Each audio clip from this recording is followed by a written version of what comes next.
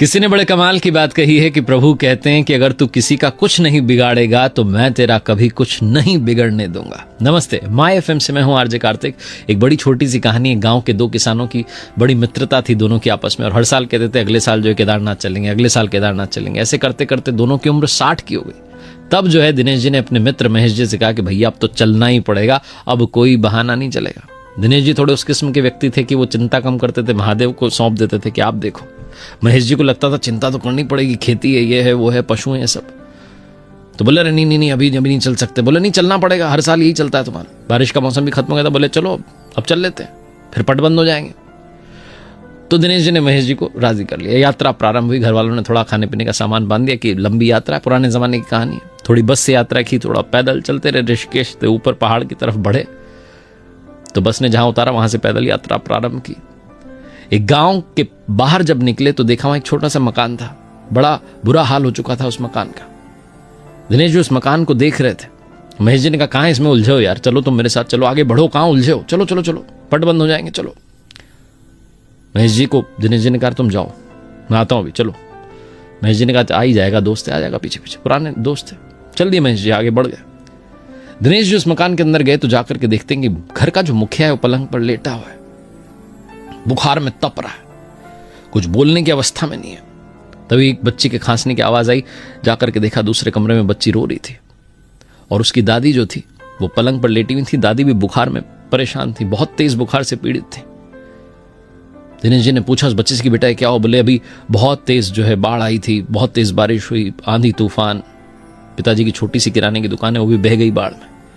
पैसा नहीं है, पापा बीमार हैं, दादी बीमार है, मेरी माँ तो बचपन में ही चल बसी। हम 3 ही लोग हैं घर में, अब हमारा ख्याल कौन रखेगा? हमने कई दिनों से खाया भी नहीं। दिनेश जी की आंखें भर आई, कह रही है। गए बाजार में जाकर थोड़ा राशन लाए, खाना बनाया सबके लिए। उसके बाद उनको खाना खिला के चलने लगे कि चलो यात्रा करता हूं, दर्शन भी तो करना है। घर के दरवाजे पर पहुंचे ही थे कि उस बच्चे ने आकर के हाथ पकड़ लिया कि अंकल ऐसे नहीं जा सकते, कभी कभी तो कोई आता है मदद करने के लिए, और आप भी चल दिए, ऐसे नहीं, आप नहीं जा सकते जब तक मेरे पापा और दादी ठीक ना हो जाए। दिनेश जी ने आंखें बंद की, महादेव से प्रार्थना की, महादेव क्षमा करना, मैं आपके दर्शन करने नहीं आ पा रहा हूं क्योंकि मुसीबत में फंस गया हूं, बड़ी मुसीबत है, संकट से निकलना होगा। वहीं रहे, गांव में गए, डॉक्टर को लाए, उस घर के मुखिया को दिखाया, जो बूढ़ी माँ थी, दादी माँ, उनको दिखाया, उनके लिए दवाई लाए। वहीं रुके रहे 2 दिन 5 दिन, जब तक वो दोनों रिकवर ना हो जाए। 15 दिन बीत गए सेवा करते करते, भोजन बनाते, दवाई देते, सब यही काम चलता रहा। 15वें दिन उन्हें लगा कि अरे अब तो पट भी बंद हो गए होंगे, अब क्या करें, चलते हैं। तभी घर के मुखिया से कहा कि अब तो जाऊं मैं, अगर आप इजाज़त दें, परमिशन दें, इजाज़त तो आपकी, तो चला जाता हूं। घर के मुखिया ने कहा इजाज़त तो मैं आपको दे दूंगा, लेकिन आपके दर्शन नहीं हो पाए महादेव जी की, इस बात का मुझे जो है बड़ा दुख रहेगा। तभी दिनेश जी को एक बात क्लिक की। उन्होंने कहा नहीं 2 मिनट मुझे दीजिए।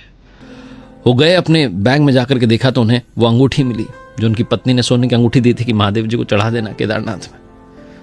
उस घर के मुखिया से कहा कि बस मुझे थोड़ा समय और दो। वापस गांव में गए, जाकर के उस अंगूठी को बेच करके आ गए।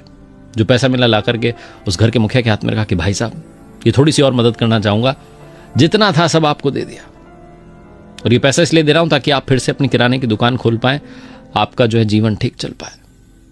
वो घर का मुखिया जो है रोने लग गया कि अरे आप तो स्वयं महादेव पधार गए ऐसा लग रहा है, महादेव ने अपना दूत भेज दिया है, देवदूत हो आप। उनको प्रणाम करने के बोले नहीं भाई साहब प्रणाम मत करो, सब उनकी कृपा है। बोले नहीं मुझे फिर भी मन में रहेगा कि महादेव के दर्शन नहीं कर पाया। बोले नहीं बस महादेव के दर्शन हो गए, आपकी सेवा हो गई, महादेव के दर्शन हो गए। चल दिए वहां से दिनेश जी वापस। मन में एक प्रसन्नता का भाव था कि चलो किसी की मदद करने का सौभाग्य मिला। वापस घर की तरफ, गांव की तरफ जा रहे थे। उधर महेश जी जब केदारनाथ पहुंचे दर्शन के लिए तो उनके मन में एक अलग सी बेचैनी थी कि मेरा दोस्त कहाँ रह गया, वहां घर पे क्या हो रहा होगा, 50 टेंशन दिमाग में चल रही थी। तभी उन्हें भीड़ में दिनेश जी जैसा दिखने वाला इंसान दिखा कि अरे मेरा दोस्त तो आ गया यहाँ तक। वहां जाकर के देखा तो दिनेश जी नहीं थे, उनके जैसा दिखने वाला था दिनेश जी वहां थे ही नहीं, कोई नहीं था वहां पर। महेश जी को लगा ठीक है भाई। वापस महेश जी की यात्रा वापस गांव के लिए प्रारंभ हुई। दर्शन करने के बाद तो देखा उसी गांव के वहां से निकल रहे थे, देखा कि उस घर का हाल तो बदल गया है। उस घर का मुखिया तो आने जाने वालों की जो है आवभगत कर रहा है, पानी पिला रहा है, सेवा कर रहा है। बोले अरे भाई साहब आपका जो है हाल कैसे बदला? बोले अरे क्या बताएं, महादेव ने स्वयं दर्शन दे दिए, उनका देवदूत जो है हमारे पास आया था। सबकी बड़ी सेवा की, 15-20 दिन तक रुके रहे भाई साहब, हमारी सेवा की, खाना बनाया, हमारे लिए दवाई लेकर आया, डॉक्टर को बुलाया, बड़े अच्छे इंसान थे। बोले कैसे दिखते थे?